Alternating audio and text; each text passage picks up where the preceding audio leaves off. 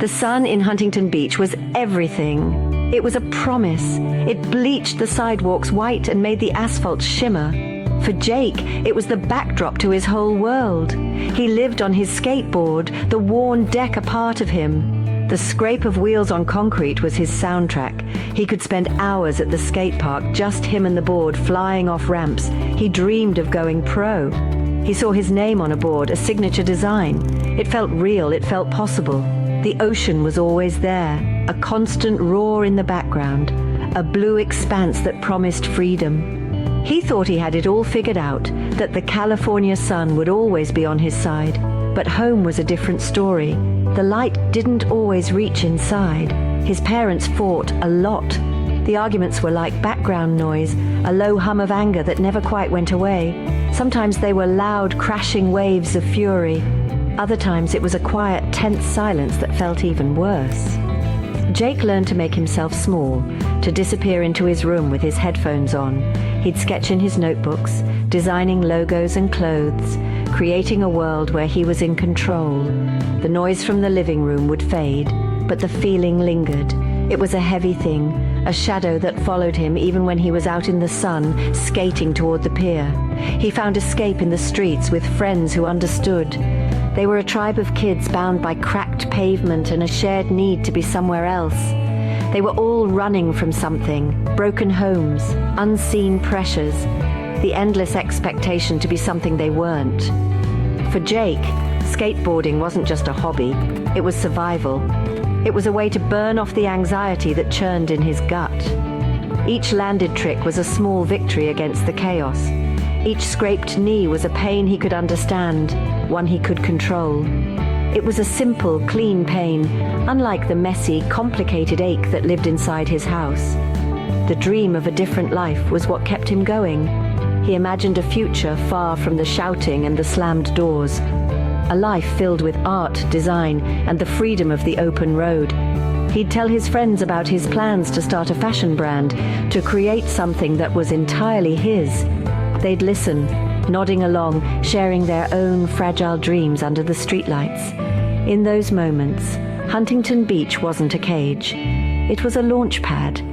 He believed he could fly away from the fractures in his family, that his passion was strong enough to build a new foundation, one that wouldn't crumble beneath his feet. He just had to hold on long enough to make it happen. The anxiety wasn't just about his parents fighting. It was deeper than that. It was a constant hum inside his head, a motor that never shut off. Jake felt everything too much. A small comment could send him spiraling for hours. He'd lie awake at night, his mind racing through 1,000 worst-case scenarios. He didn't have a name for it then. He just knew he felt different. He saw other kids laugh easily, move through the world with a lightness he couldn't find. He felt like he was watching life through a thick pane of glass, present but not quite part of it. He was always on edge, waiting for the other shoe to drop. His family didn't understand. Just relax, they'd say. Stop worrying so much. But it wasn't a choice. It was a part of him, woven into his thoughts. He tried to explain the feeling, the tightness in his chest, the way his breath would catch in his throat for no reason. They just saw a moody teenager. They saw defiance where there was fear. This misunderstanding built a wall between them, brick by painful brick. He felt profoundly alone, even in a full house. The isolation was a breeding ground for his darkest thoughts, a quiet space where his insecurities could grow loud and overwhelming, telling him he wasn't good enough, that he would never escape. He started having panic attacks. They would come out of nowhere. One minute he'd be fine, the next his heart would be pounding like a drum, his vision blurring at the edges. The world would feel unreal, like a dream he couldn't wake up from.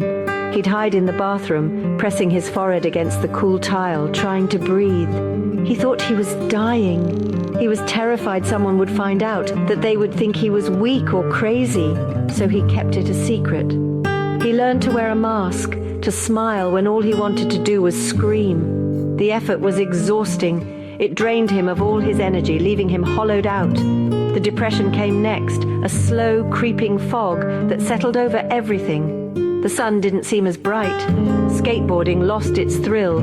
The things that once brought him joy now felt like chores. He would sleep for 12 hours and still wake up tired. His dreams of fashion and a new life felt distant, like they belonged to someone else. He was just a kid, but he felt ancient, worn down by a battle no one else could see.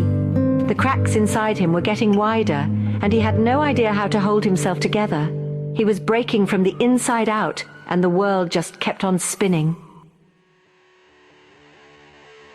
The accident happened on a Tuesday. The sky was a perfect, cloudless blue. Jake was trying a new trick at the skate park, a kickflip down a steep set of stairs. He had landed it before, but this time was different. His board shot out from under him mid-air. He came down hard. The sound was a sickening crack that echoed through the park. Pain exploded in his leg, hot and sharp. He knew instantly it was bad. The world swam in and out of focus. His friends crowded around him, their faces a blur of panic. He remembered the blinding lights of the ambulance, the sterile smell of the hospital, and the doctor's calm voice telling him his tibia was fractured in 2 places.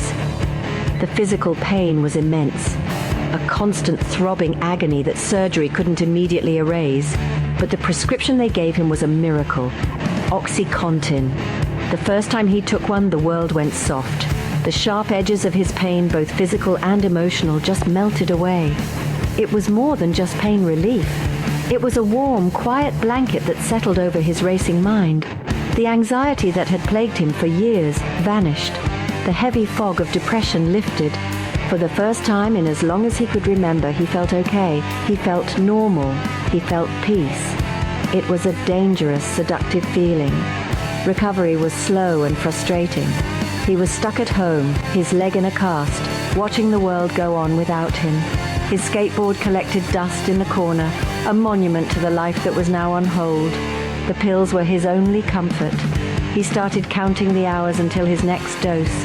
He'd tell the doctor his pain was worse than it was, just to make sure the prescription kept coming.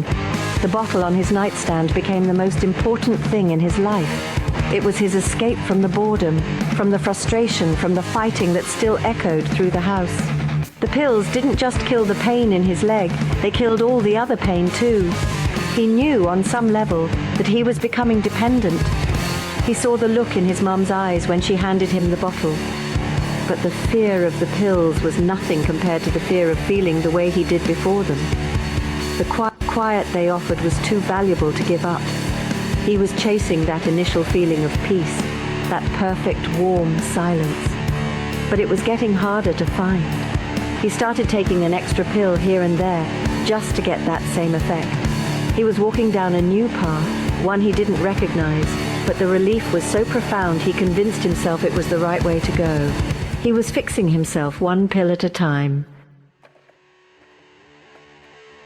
The prescriptions eventually ran out.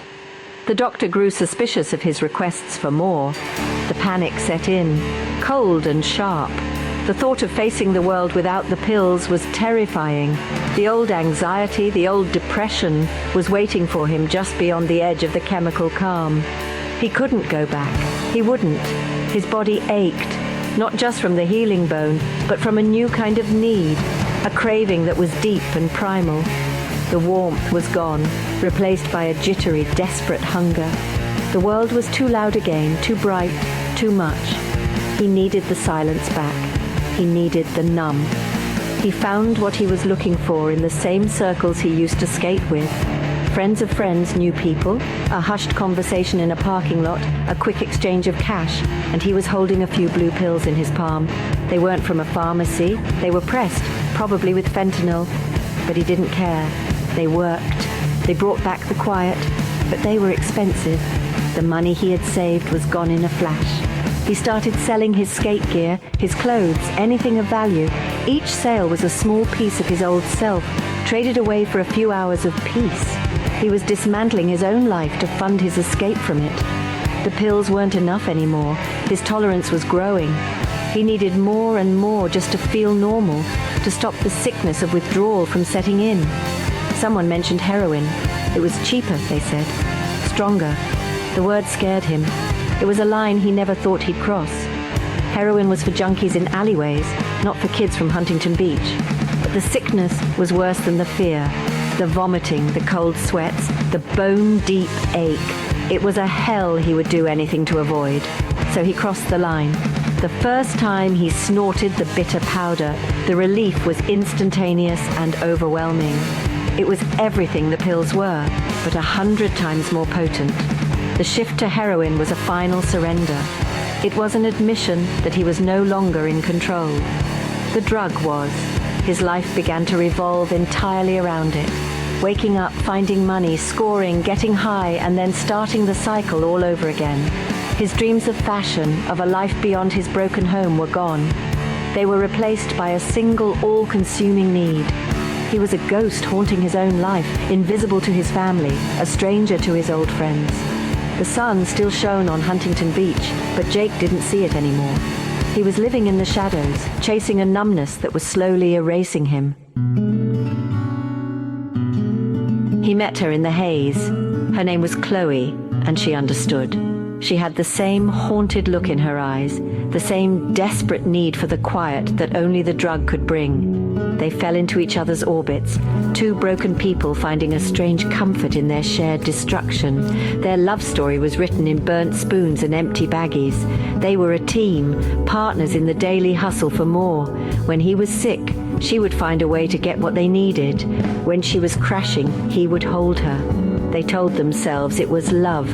They told themselves they were protecting each other from a world that didn't get it. But their relationship was a feedback loop of pain. They enabled each other's worst impulses. An argument would send one of them searching for a needle to calm their nerves, and the other would follow. They were codependent, their identities tangled up in the chaos of addiction. They loved each other, or at least they loved the idea of having someone who saw their darkness and wasn't afraid. But love couldn't fix them. It became another part of the problem, another excuse to keep using. Just one more time, they'd say, then we'll get clean together. But tomorrow never came. The cycle was too strong, and they were pulling each other deeper into it. Chloe was a mirror. In her, Jake saw his own decay. He saw the lies he told himself, the promises he broke every single day. Their fights were vicious, fueled by withdrawal and desperation. They would scream at each other, saying things designed to inflict the maximum amount of pain, only to collapse into each other's arms moments later, sobbing and apologetic. It was a toxic dance, a push and pull of affection and cruelty. He couldn't leave her, because leaving her would mean facing his addiction alone, and being alone was the one thing he feared more than anything else.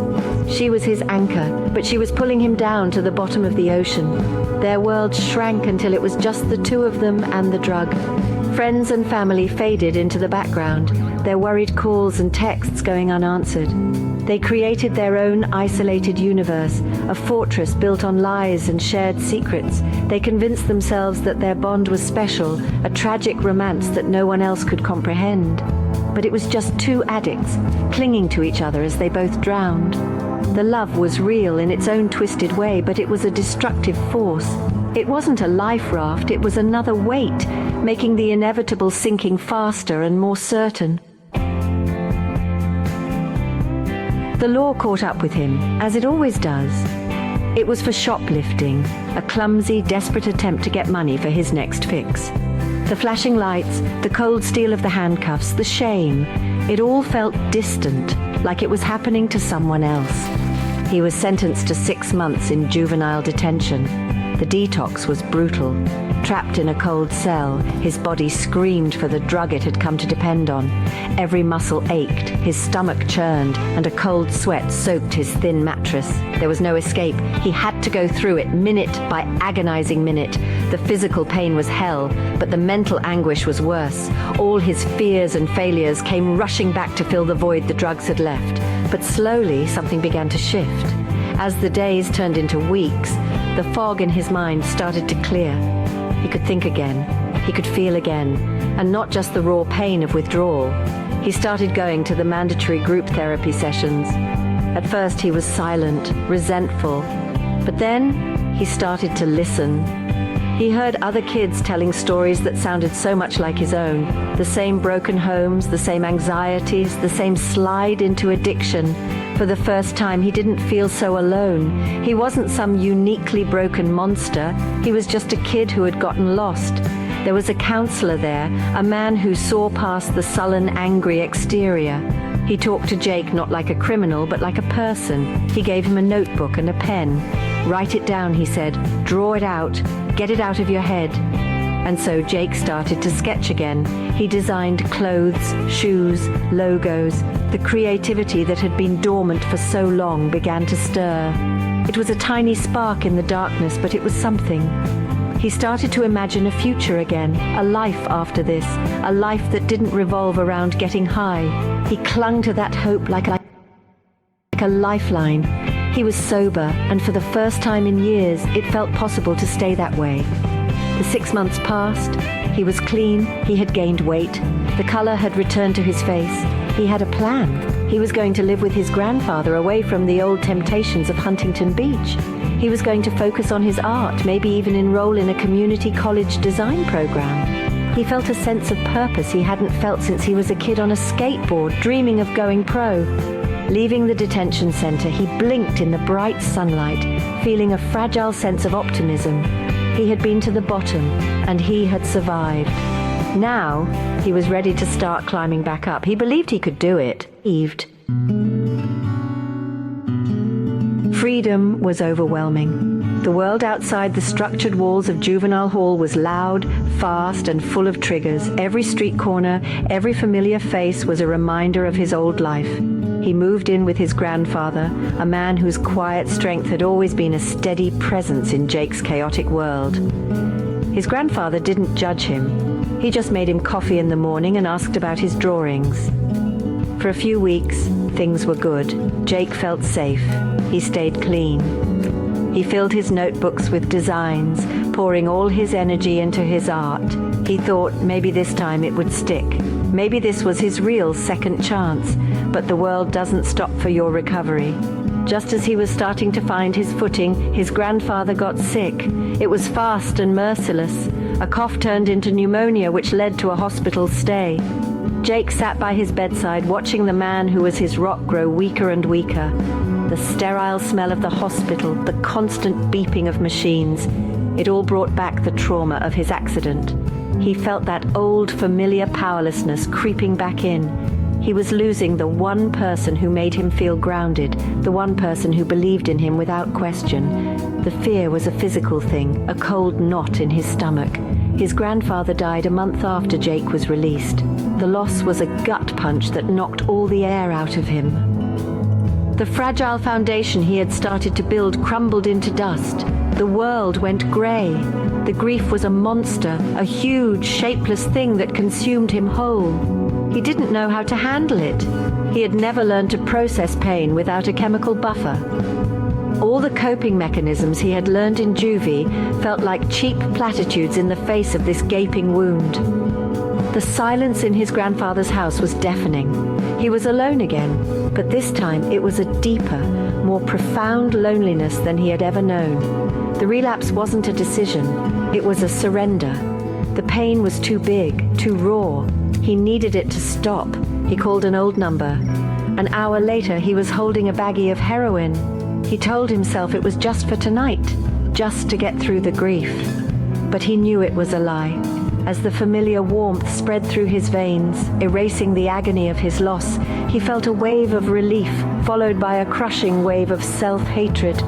He had thrown it all away, the sobriety, the hope, the promise he had made to himself and to his grandfather. He was right back where he started, only this time he was falling faster and harder than before. The heroin wasn't the only thing anymore. After his grandfather's death, Jake's spiral accelerated into a desperate search for any substance that could change the way he felt. He started using Adderall, thinking it would help him focus, maybe even give him the energy to pull himself together. But it just made his anxiety skyrocket. He would be up for days, mind racing, sketching frantically in his notebooks, fueled by a synthetic, jittery energy. The crash afterward was devastating, a deep, dark depression that left him unable to get out of bed. The only cure for the crash was more Adderall or something to bring him down. His life became a chaotic cocktail of uppers and downers. He was a mad scientist, experimenting on his own brain, trying to find the perfect combination to keep the pain at bay. He'd use Adderall to function during the day, to create the illusion of productivity, and then use heroin or Xanax at night to silence his racing thoughts and get some sleep. He wasn't chasing a high anymore. He was just trying to manage his own internal chaos. Each drug was a tool to counteract the effects of the last one. It was a full-time job just staying afloat in the chemical sea he had created for himself, and he was failing miserably. The harm he caused was no longer confined to his own body and mind. It spilled out, poisoning his relationships. He stole money from his parents, pawned family heirlooms, anything for the next fix. The trust he had tentatively rebuilt was shattered into a million pieces. He lied constantly to his family, to the few friends he had left, and most of all, to himself. He would look in the mirror and not recognize the person staring back. The eyes were hollow, the skin was pale, and there was a desperation there that scared him. He was a hurricane of a person, leaving a trail of destruction wherever he went, hurting the people who loved him most. He tried to get clean again, multiple times. He'd go through a few days of hellish withdrawal, vowing this was it, this was the last time. He'd flush his stash down the toilet, delete his dealer's numbers, and try to start over. But the cravings always came back, stronger than ever. The grief for his grandfather, the shame of his actions, the deep-seated belief that he was fundamentally broken. It was all too much to bear sober. Each failed attempt at recovery only reinforced his sense of hopelessness. He felt trapped in a loop of use, regret, and relapse with no end in sight. He was lost in a symphony of his own making, and he had forgotten how the song was supposed to end. Today is July 15th, 2025. The sun is shining in Huntington Beach. Jake is sober, for now. It's a fragile state, one he has to fight for every single hour of every single day. He has a mantra he repeats to himself over and over like a prayer. Don't go back to what broke you. He writes it on his bathroom mirror. He has it tattooed on his forearm. It's a reminder of the heroin, the pills, the lies, the pain. It's a command, a plea, a boundary he has to draw against his own worst instincts. The past is a ghost that walks beside him, and he has to consciously choose every morning not to let it lead him back into the darkness. His dreams of fashion are flickering back to life. They are different now, tempered by the harsh reality of what he's been through. He sketches in his old notebooks, but the designs are darker, more complex. They tell a story of pain and survival. He imagines a clothing line that is raw and honest, one that speaks to the broken parts of people. It's not just about fame or money anymore, it's about purpose. It's about taking all the ugliness he has experienced and turning it into something beautiful, something that matters. The creativity is a form of therapy, a way to process the trauma without a drug. It is his way of fighting back. Recovery is not a straight line. It's a messy, jagged path with setbacks and stumbles. Some days are good. He feels clear, hopeful, and strong. He can see a future for himself. Other days are a struggle. The cravings whisper to him. The grief for his grandfather feels as fresh as it did the day he died. On those days, he has to hold on with everything he has. He goes to meetings, he calls his sponsor. He forces himself to pick up a pencil and draw until his hand cramps. He has learned that survival isn't about being perfect. It's about not giving up when you're not. It's about getting through the bad days without returning to the thing that will make them infinitely worse. Jake's story doesn't have a neat and tidy ending because it isn't over. He is a work in progress, a testament to the resilience of the human spirit. He carries his scars, visible and invisible, as a map of where he's been. They remind him of the cost of his addiction, but they also remind him that he survived. There is hope, but it's a realistic hope, one that acknowledges the difficulty of the fight. It's the hope that says, even after the fall, even after the relapse, even after hitting rock bottom, it is still possible to stand up, to face the sun, and to choose one more time not to go back to what broke you. The fight is the victory.